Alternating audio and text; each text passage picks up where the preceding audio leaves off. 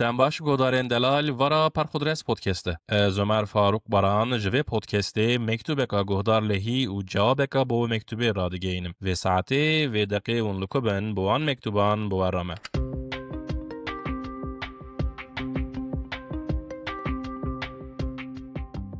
سلاوز سلاف تمنی من نو و سلاف کسی کو ناس نکم. من خاص دل خاج یک ناس نکم را وکم. جبر کو جارنا کسی ناس نکری نیسترن. جبو کو تو آن آوان وکان دخونی سپاس دکم. ایرو 24 تباغه روزبون امنه و از بوم سو 6 سالی. آنها ها جمار جمر را و قصدور و مزن تکو نکارم بینم زمان. چوا کو از ببکک بم نو هات بم دنه لیدی امن اتخست بم نوا گملگه که ایکس لارج. XX large XXX large جخا هرتم تمنکو کتمی جمن را مزن دهات من قد خواهوکه و هجمارا کتمی سنکر هر بچکتر میناک هیج دغازم ده 4 سالی خدا لمالامaya گند آجا خاصپی و کبرناتی چیکرن بم و باوی من تراش تقمی خوابینه و ره و سمل خوا کف بکه پاشه جی وان به اسطوره که هشین جی بکه و از جی هما تماشا بکم دغازم چقاس عمر من هبه لوی صحنه تماشا بکم لی عمر من وای سوششه و او صحنه تنجاره که من دید 36 گلو من چه فهم کرد جوان سالن لپش من ماین از دبیجم که حتی سالی خاجی از نجیامه جبر کو از قفسه کرتیبم حتی هنگی حنکا ناکم راستی جی دوی من مجی من جاوی من جمرو وان را گرتیبون از جخارا داقفیم من جخارا دید و از جخارا دفکریم و 6 سالن از خواب خا دوی وی قفسه ودکم و دغازم خاجنا و خا آزاد بکم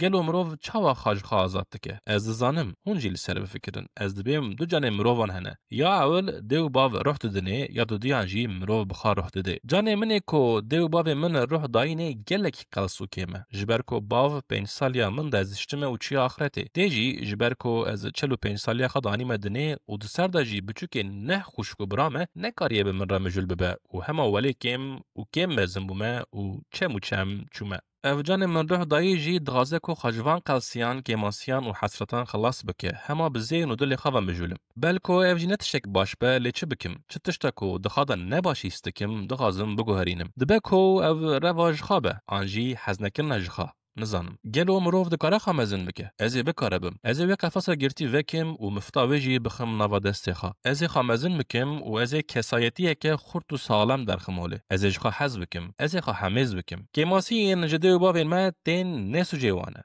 جبر کو اوجی کیم بون و نکارین خاتمان بکن لی ام دکارن اوان ام حتی تمنکی مزین کرن آنها دورامه امی خوا مزین کن چه دبیجه بوب مانکاوس مروف به هم دخوا پیر دبه لی بخواسته که خوا مزین دبه روجبون آمن پیروز به ساعت 3 شوی و 12 دقیقه از بچم رازم داهنگیدن مزین ببم شف باش فلان کس بخاطر ته جری انتالیا باتمانه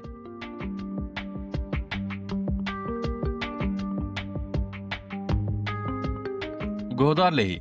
دما مکتوبات درنگ شویهات ازی شیار بوم خول من جبر کلو کسران سترس و سانجیان حرمی بودیسا گمنانی وکر مکتوبات خواند چیزینه کدن لدلی من کت و اسپیکتم خم و علمان ج سوسیال مدیای ج خارن و خارنه جها و روی ج عرفادات گوارینه ادی کو شی نزانم زمان وی زمانی زو در باست به و تری وی در باست بونجی امزن نابن 100 سال بیستان خورت 14 سالی خورت و قیزا 15 سالی فهیمای هر رنگی بویه ایرو رو دوی 100 سال 21 دا کسی 14-15 سالی داره هن کسی 45 سالی راجی تو بدله که یقین نکنی بیجی بیلیانه معقول مزنه گرانه اگر امسال مثلا مزن بونه لناس و نفشن ایکس یه زیه بنیرن به من برینن انسان یه جین جی ایکس و زیه زیده ترن یه کما انسان جی 1981 حتی 1970 هاتنه دنه هم به معنی مجازی هم جد راستی دا لورته مایه و نکنه خابده وهله نجی وهله یعنی نکنه زاروک بمینه یه نکنه خمزن بحسبینه رند فهم دکم وی حسیاتته هلا کامن زاروک ناغاز مزن ببه هلا کامن بالسالان حسه و فهم ناکه چما از مزن نابم تگوتیه دو جانن انسانان هنه یکی دو باو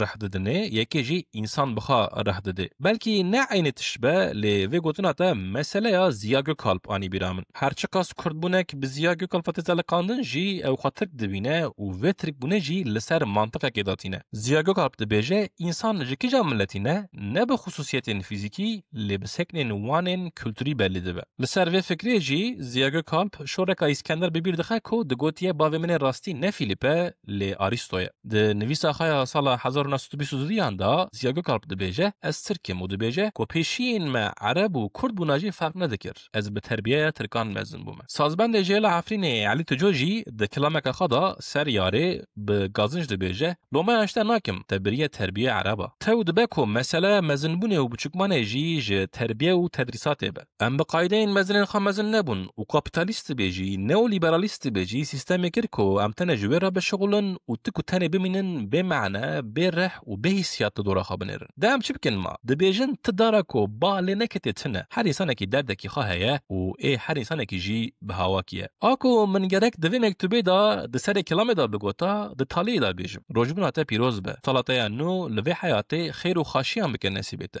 Derkevî ji qefesê û bidî û bistînî nefesê. Bi xatirê te.